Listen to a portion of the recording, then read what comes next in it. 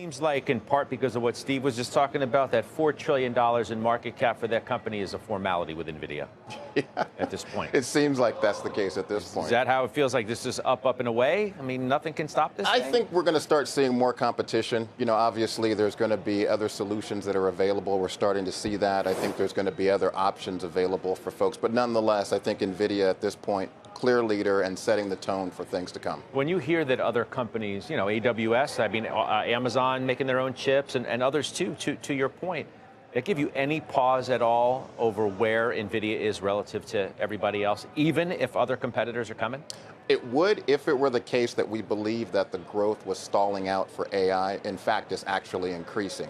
So I think with that bigger pie, Nvidia will still play an important role, albeit even with increased competition. When you look at all of these companies, do you have any pause in your belief that they can continue to do what they've done, whether it's from a public equity standpoint, all of the spending that they've done, the return on the investment that they're getting today versus what they think they're going to get tomorrow? Are you as optimistic halfway through this year as you were at the beginning? I mean, let's look at what happened towards the end of last year and the first half of this year, right? We saw a lot of headwinds that pulled down not only big tech stocks, but the market in general. But I think what we've seen now is this resilience around tech. It's largely led by AI, right? We see that they're probably going to have like almost up to $2 trillion in spending on AI. It's here.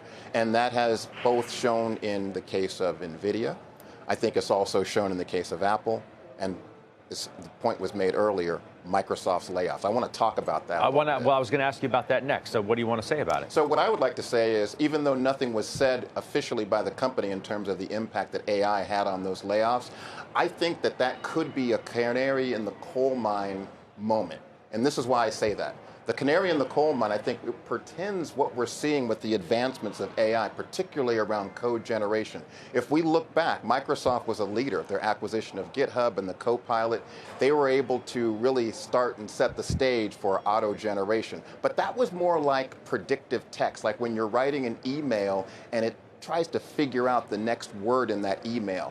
We're in a completely different moment now. With companies like Cursor, the startup that's one of the fastest AI companies to $100 million, did it in a year. What they're doing is they're completely redefining what it means to use AI. This is like the equivalent of, instead of line by line and word by word, they can actually use the context of the emails that you've received, and then companies like Cursor can write the email for you.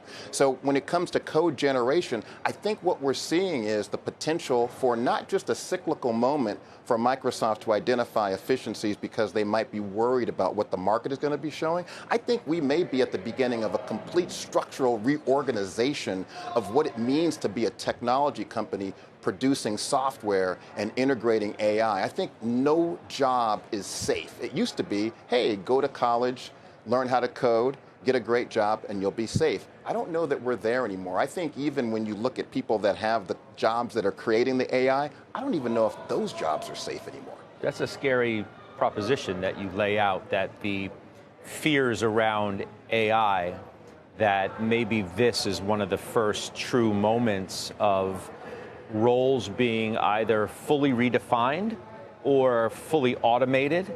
And if a company that's right in the epicenter of artificial intelligence is telling you that and acting on it, gosh knows what is in store for everybody else. That's right. Who else better knows, right? We see now that engineers on a daily basis, are up to 70% of them, are using AI as part of their daily workflow, right? And so what we see is the ability for these new tasks where before we said, oh, well, AI is going to do some of the more rote work, right, and they can do higher level work. I think now what we're seeing is a complete restructuring where there's going to be a new need for a new skill set to kind of oversee the architecture for the development of these models. But I don't know if we're going to see the need for some of these lower level engineers that are doing some of the more basic tasks. Now, we haven't gotten to the point where AI is able to produce code that's free of all bugs, right? Like they say up to, potentially 40% of the code generated might be bugs or duplicative code. So that brings a little bit of debt